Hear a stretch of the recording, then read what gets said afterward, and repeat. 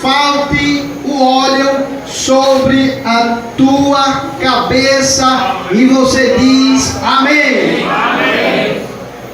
Toda honra, toda glória, todo louvor, toda exaltação sejam tributada ao Cordeiro de Deus. Aleluia. Eu aprendi às sextas-feiras aqui que um bom pregador, ele tem que dar um tema à sua mensagem. O nosso pastor Eliezer nos ensina isso. E o culto tem um tema. O tema do culto é santidade. E o tema da mensagem que você irá ouvir é santidade em trânsito. Santidade em trânsito. Olha para o irmão que está ao seu lado, olha para ele, olha para ela. Eu estou vendo que ninguém olhou. Algumas vezes algumas pessoas ainda olham. Então eu estou vendo aqui de cima que quem não olhou, eu no mínimo acredito que ele está com raiva do irmão. E crente com raiva do outro nem vai para o céu e nem recebe bênção de Deus. Então tenha coragem, olha para ele, olha para ela com muito carinho, muito respeito e diz santidade em trânsito. Diga amém. Aleluia.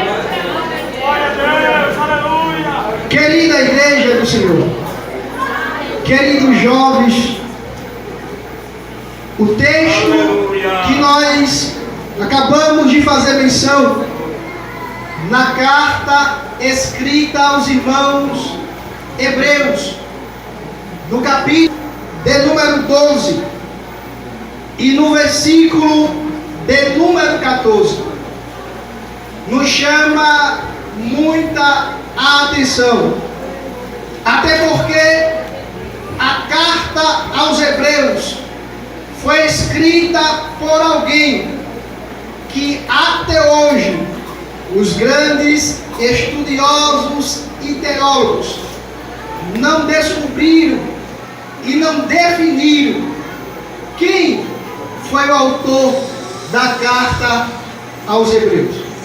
Mas o que se sabe é que por alguns a carta aos hebreus também é conhecida, denominada ou apelidada como um quinto evangelho, já que os 4 evangelhos do Novo Testamento, Mateus, Marcos, Lucas e João, eles apresentam e revelam, falando sobre o ministério terreno de Jesus.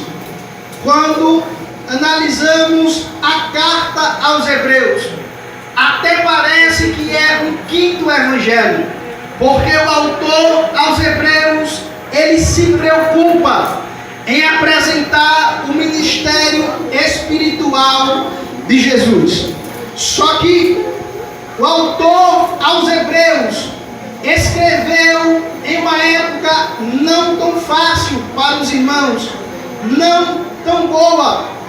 Foi uma situação difícil, foi por uma hora complicada, foi por um momento muito delicado que os irmãos hebreus estavam passando. E o autor foi obrigado a escrever esta carta para eles, lembrando a eles o quão necessário, o quão importante seria deles não desistirem da fé, deles não voltarem atrás, porque por causa das perseguições à igreja, aos crentes, naquela época, os irmãos hebreus, há quem digam, eles estavam enfraquecendo na fé, entristecendo-se e voltando alguns para os velhos costumes, para o judaísmo, outros para suas religiões. Só que o autor aos hebreus começa a carta apresentando o ministério espiritual de Jesus. Só que eu me alegro que quando ele chega no capítulo de número 12, quase no final da carta, meu pastor. No versículo 14, ele faz questão de dizer para os hebreus: segue a paz com todos e a santificação. Quando nós passamos a analisar, pregador Franco, esse texto, o primeiro verbo usado nesse texto é o verbo seguir. E se nós entendemos bem, quando o autor escreve segue, ele não estava dizendo que os irmãos não tinham paz. Eles não estavam dizendo que os irmãos não viviam em santificação. Mas quando ele fala segue, é como se ele estava dizendo: continue com a paz, continue em santidade, continue se santificando. Até porque a palavra santificação, ela deriva-se da palavra santo. E santo, todos nós sabemos, aprendemos isso nas escolas bíblicas e nos cultos de sexta-feira, é ser separado. De igual modo, santidade e santificação é uma separação. Só que há uma diferença entre ser santo e viver em santidade. Como assim, diácono Evanildo? Deixa eu ser mais específico para você. Santo é o que eu e você somos. Santo é o que eu e você somos. Santo é o que Deus é. Santidade é um processo. Você não entendeu? Santidade é o processo. Santidade é um processo contínuo. É um processo que não para. Santidade não vem daquela frase santo uma vez e santo para sempre. Não, Senhor, não, senhora. Santidade não vem daquela teoria: eu busquei no evento de jovens, não preciso mais buscar santidade. Não, Senhor, não, senhora. Quando o escritor, autor da carta aos hebreus diz: seguir a paz com todos e a santificação, ele estava dizendo, meu diácono Luiz, continue se santificando, continue buscando a santidade. E o que é de fato santidade? Ele queria dizer: continue se separando, continue se separando. Eu acho que alguém já está entendendo. Continue se separando. Separando de quê? Separando do quê? Quando nós vamos lá para o livro do profeta Isaías, no capítulo de número 6, o que é que Isaías vê? Isaías diz que viu os céus abertos e viu os serafins, e eles olhavam um para o outro e clamavam um para o outro. Peraí, eles não estavam clamando para Deus. Se você analisar bem o texto, você vai ver que os serafins clamavam um para o outro e diziam: santo, santo, santo, santo é o Senhor dos exércitos, e toda a terra está cheia da sua glória.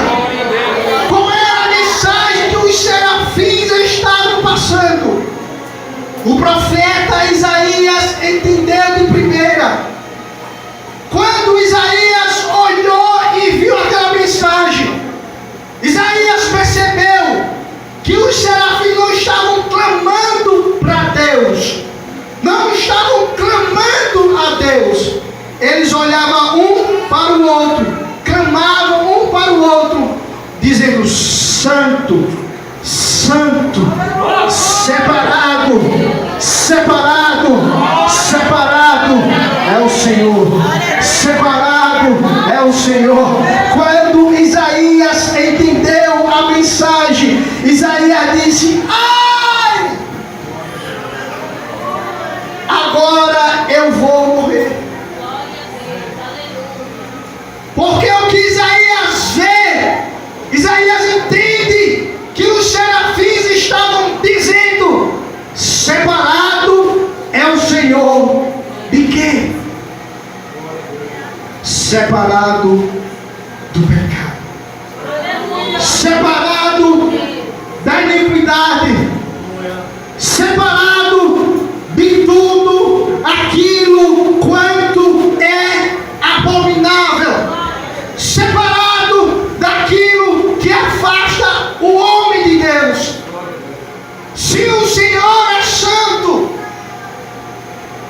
importa que nós que o adoremos sejamos santificados também. Só que o escritor aos Hebreus, ele nos deixa um segredo. Antes dele pedir, antes dele aconselhar a igreja aos Hebreus, ele diz: segue, continua com a paz. Não tem como viver em santidade sem ter paz. Não tem como viver separado sem ter paz. Até porque santidade é o aspecto de quem é salvo. E quem é salvo, ele tem paz. Ei, você não vive, não procura, não deve viver em santidade para ser salvo. Não, Senhor. Não, Senhora. Você precisa continuar em santidade, porque você já é salvo. Não existe a teoria de primeiro se santificar para depois ser salvo, para depois ter paz, para depois buscar. Não, Senhor, não, Senhora. Primeiro você é, depois você busca, você continua no processo da santificação. Quando nós vamos para o livro do Gênesis, para o livro do princípio, nós vamos ver que Deus cria, que Deus forma o homem com um propósito. Primeiro, nós entendemos que há uma grande hierarquia. Deus sempre foi organizado. Há uma hierarquia angelical. Ora, nós vemos que os anjos, eles são denominados seres mensageiros. Foram feitos para aquilo, para entregar mensagem, para levar mensagem a propósito, a ordem de Deus, e não as nossas ordens. Nós vamos ver que os arcanjos são seres de guerras, seres formados, feitos para guerrear. Nós vamos ver isso no livro do profeta Daniel, quando Daniel estava orando e pedindo a Deus uma resposta. E a Bíblia diz que Daniel ora um dia e não vê nenhuma resposta. Ora 2, 3, 4, 10 dias. E em 20 dias ele não ouve nada. E pensou, quem sabe, que Deus não tem ouvido. Só que depois, quem aparece? O arcanjo. E o arcanjo vem e diz: desde o primeiro momento que você se inclinou a buscar, Deus ouviu. E ele mandou uma resposta.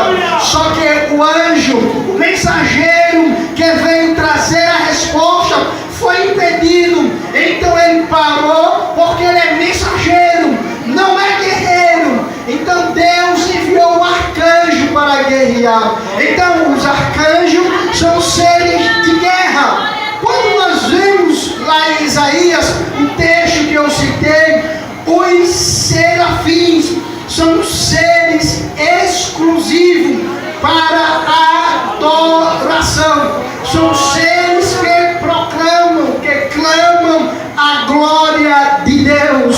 Quando nós vemos a hierarquia dos querubins, a teologia nos deixa claro que os querubins foram seres formados para guardar a presença de Deus, sem necessidade alguma, porque Deus não precisava, mas também Ele não precisa lutar sendo Deus, também Ele não precisa se defender. Ele é Deus, Ele age do jeito que quer, da forma que quer e como quer. Nós vamos ver uma representativa lá na Arca da Aliança, que representava, que representou e representa a presença de Deus. Quem é que estão com as asas abraçados? São os querubins. Há até uma teoria que quando Lúcifer tentou no seu coração de subir acima das estrelas de Deus, de ser igual a Deus, sentar do lado dele e querer tomar, querer receber daquilo que Deus recebe, ser adorado como Deus é adorado. Há uma teoria que diz que os querubins abraçaram-se e dizem: aqui você não passa, nessa presença você não passa.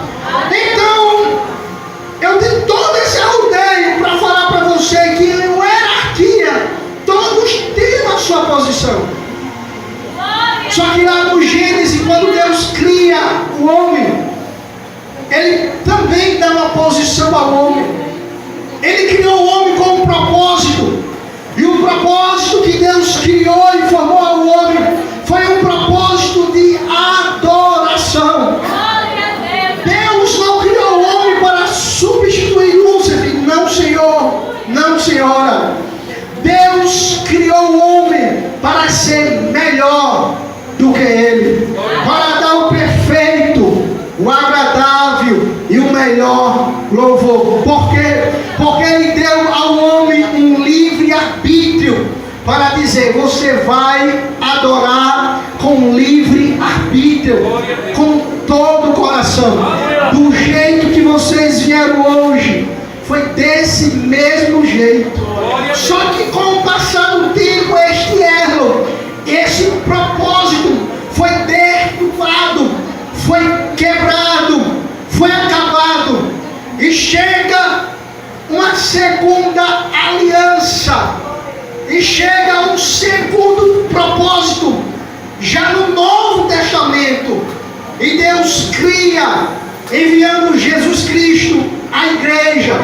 E Ele criou a igreja, Ele formou a igreja com o mesmo propósito, para restituir a glória perdida, para restituir o elo que o homem perdeu com Deus, para restituir um ser adorador. Então você foi criado, a igreja foi criada com o propósito de ser um adorador. A igreja não foi formada para se mostrar quem podia mais, quem podia menos.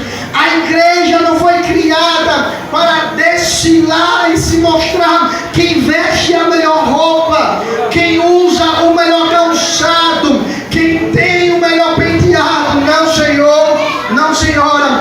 A igreja foi criada para adorar, para restituir a adoração a Deus. Só que o mesmo adversário que quebrou o primeiro elo do homem com Deus, ele tentou destruir este elo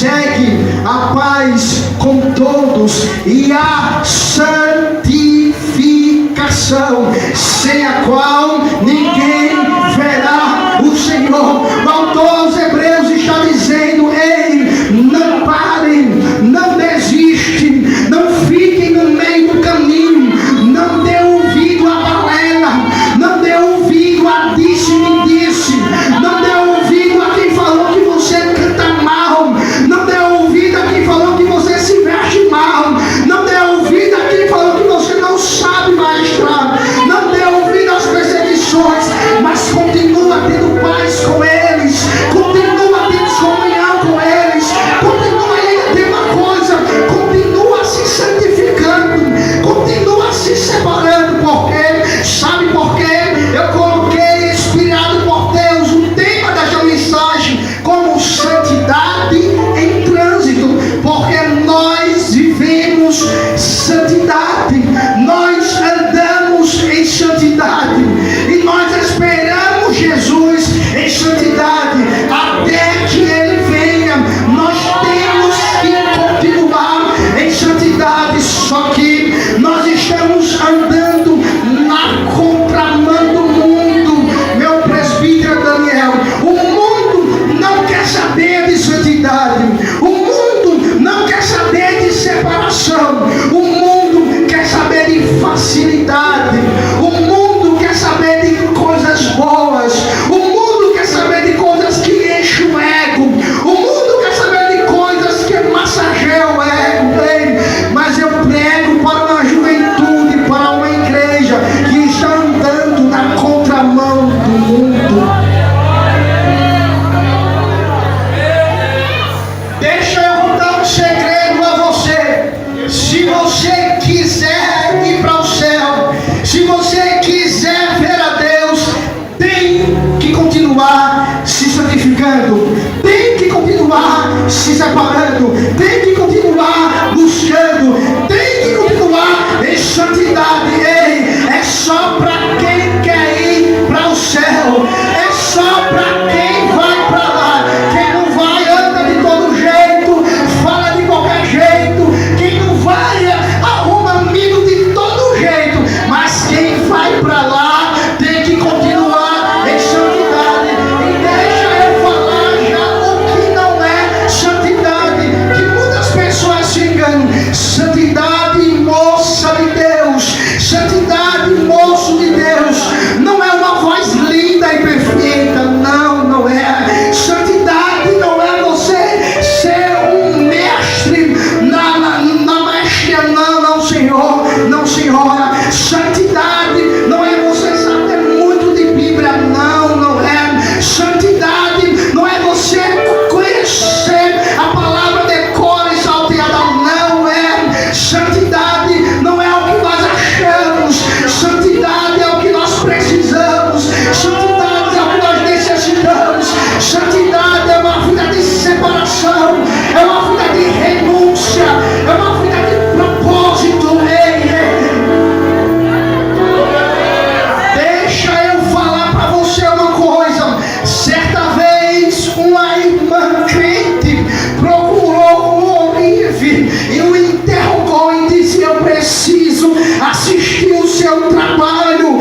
E ele disse: o que a senhora quer comigo? Ela disse: eu preciso assistir você trabalhando. Aquela irmã crente curiosa, e aquele moço disse: dia de hoje eu trabalho. Ela disse: mas eu preciso. Ele abriu a loja dele e o Orive foi obrigado a trabalhar, a refazer. Ele colocou em suas mãos uma peça de ouro, meu presbítero, e aquela peça de ouro ele liga o fogo e senta de frente ao fogo e começa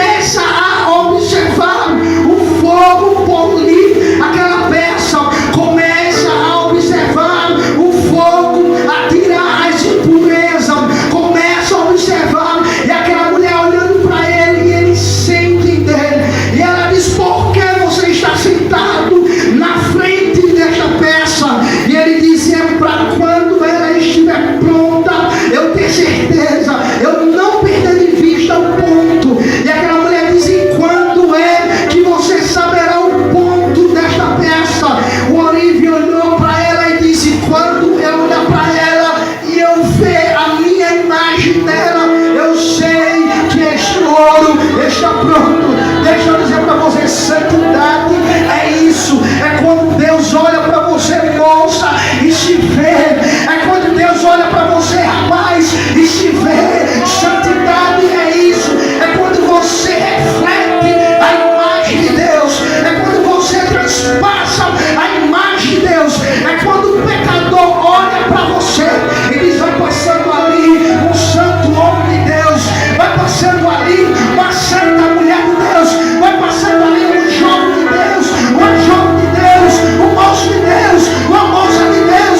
Sabe o que é santidade? Certa vez um historiador muito conhecido chamado Maquernia, ele conta que certa vez um grande sábio Salomão, muito respeitado em seu reinado, chegou na sua corte, reuniu os seus e disse: eu conheço muito bem o meu povo, ou melhor, o meu povo me conhece muito bem, mas eu não sei quem é quem.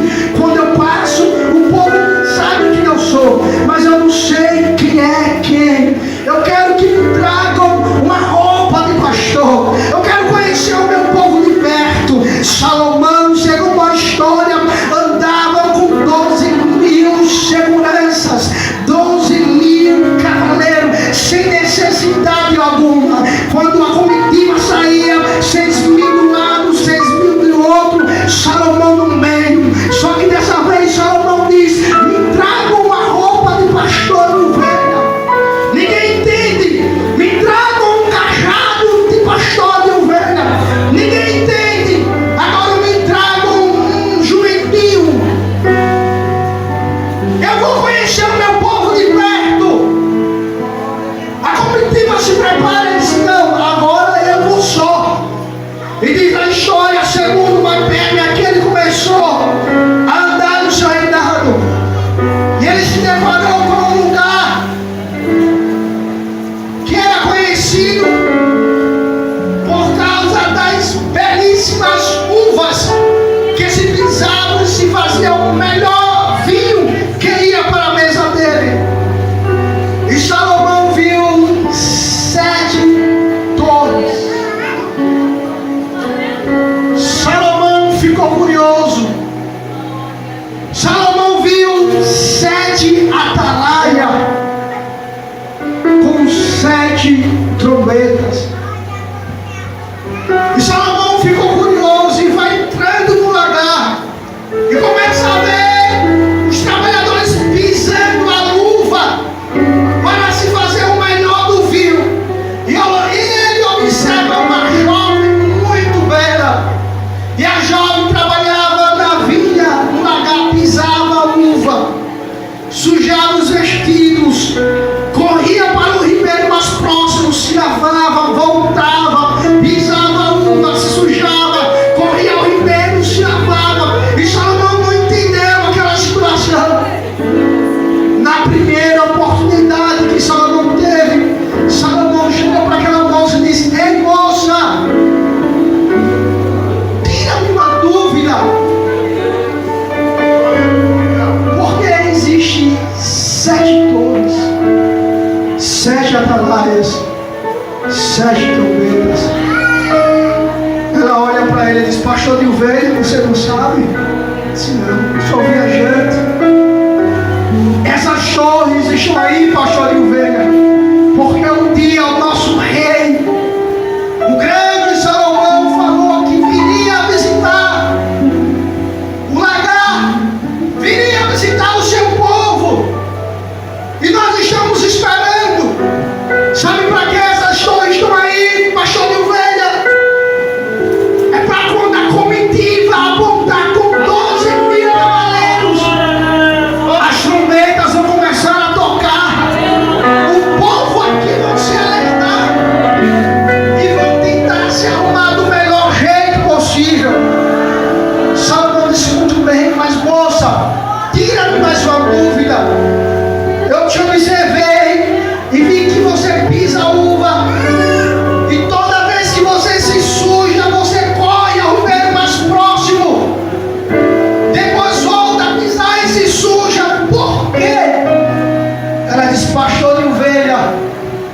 aqui vai um segredo.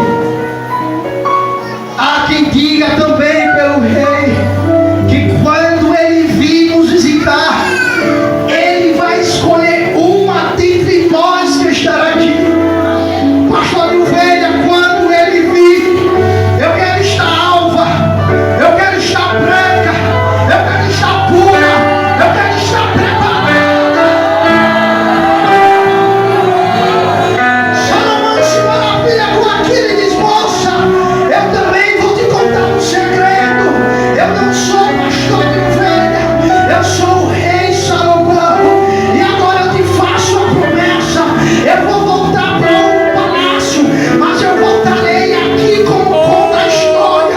E quando eu voltar, eu vou te levar, eu vou vir te buscar. E não deu outra, conta a história que aquela moça foi para o palácio e aquela moça passou a invejar as outras, porque a própria Bíblia vai dizer que Salomão, ele tinha 1000 mulheres, ele tinha 300 mulheres e 700 concubinas. Só que ele não tinha relação com todas aquelas mulheres. Aquelas mulheres eram mulheres do rei Salomão por nome, por honra. Todo pai de família desejava, queria que a sua filha fosse oferecida como mulher do rei, porque ela teria do bom e do melhor, ela teria segurança, nada iria voltar para ela. Só que naquele meio daquelas mulheres todas, muitas delas não tinham intimidade com o rei, não conheciam o rei, nunca tinham entrado nos aposentos do rei. E quando aquela moça que estava no lagar estava pisando uva, daquela forma que ele encantou Salomão, diz a história que ele a levou, a chamou e a conheceu, teve intimidade com ela. Sabe o que eu aprendo aqui? Ei, sabe o que eu entendo aqui? É que tem muitas pessoas que levam o nome de noiva dele, de esposa dele, que leva, deixa eu falar na tua linguagem, na nossa linguagem. Tem muita gente que leva o nome de crente, tem muita gente que leva o nome de evangélico, só que não tem intimidade com ele, não sabe quem é ele, nunca entrou no aposento dele, nunca falou com ele. Aí de repente Deus pega um pequenino igual você que está aí, igual você que está sentado, que está se preparando, está se aberto. Ele diz: vem pra cá, vem pra cá, vem pra cá, vem pra cá.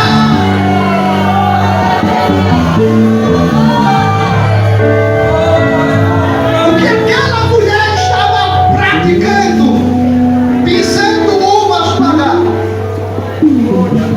era impossível, sim ou não, dela permanecer pura às vestes. Claro que era impossível. Por isso que havia necessidade dela se lavar. Sabe o que ela estava fazendo? Ela estava se separando.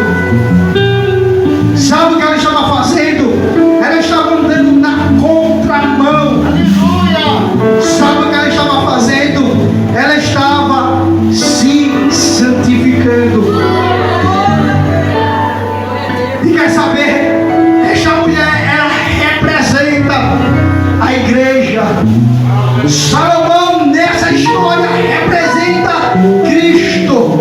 Ele vai vir buscar uma igreja lavada, remida, uma igreja santa, uma igreja separada, uma igreja transformada, uma igreja liberta.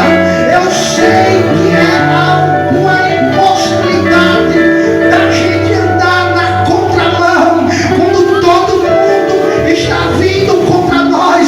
Eu sei que o século XXI está apertando muito mais. Eu sei que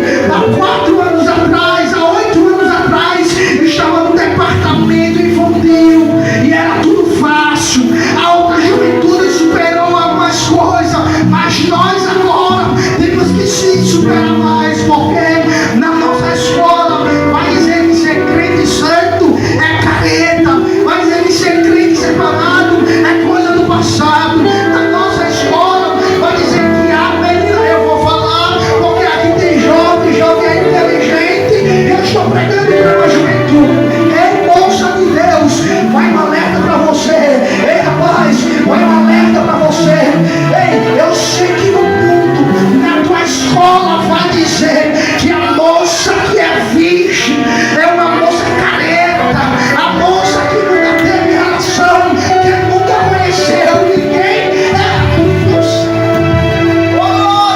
Não caia, não caia, não caia. Foi o que estava passando a igreja lá, os hebreus. A igreja, os hebreus estavam passando por isso, por essas conversinhas, por essas perseguições. Alguém vai dizer lá na escola, ei,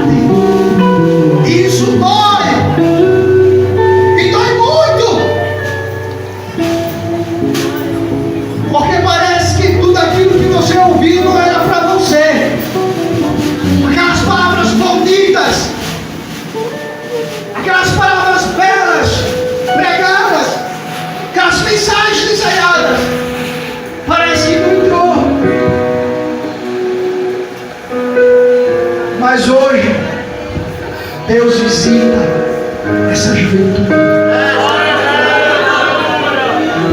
E a mensagem aos hebreus foi: vocês continuem, não parem, siga em frente, em paz e em santidade, em paz e em santidade. Seja santo, seja santo, seja santo, na maneira de viver, na maneira de se comportar, na maneira de chegar. Não se frustra, não se frustra, os planos de Deus ninguém não pode o Jesus amar. Cidade amor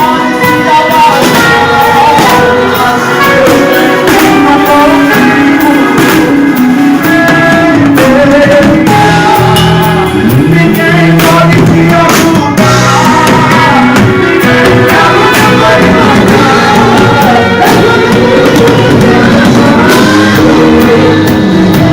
ninguém pode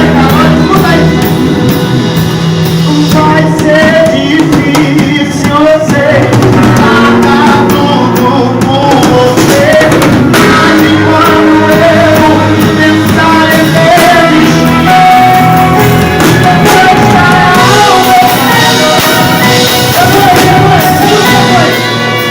segura um pouquinho que eu vou encerrar, segura um pouquinho. O moço de Deus, a bolsa de Deus, encontra um companheiro de fé. Nós vamos encerrar. Eu vou fazer uma oração. Eu vou orar agora por você. Segura na mão dele, segura na mão dela. E ainda tem gente que não está segurando, parece que não entendeu a mensagem. Crente com raiva, não vai não, tem santidade não, tem que ter paz. Segura na mão dele, segura na mão dela. Eu vou orar por você agora, porque enquanto você está aqui, Deus está visitando teu pai. Enquanto você está aqui, Deus está visitando a tua mãe, a tua casa. Feche os olhos agora comigo.